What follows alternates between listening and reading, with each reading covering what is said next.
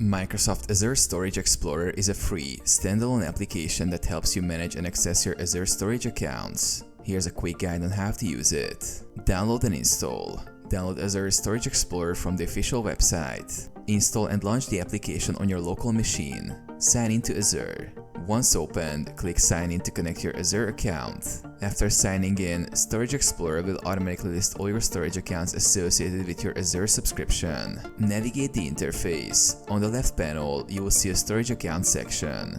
Expand this to view different storage options like blob containers, file shares, queues, and tables. Access and manage storage. To work with a blob container, for instance, expand your storage account, select blob containers, and choose the container you want to access. You can upload files by clicking Upload, download files, or manage blob properties. Perform operations. You can also create new containers, file shares, or queues using the toolbar. Right-click on items to delete, copy, or view properties. Manage access and permissions.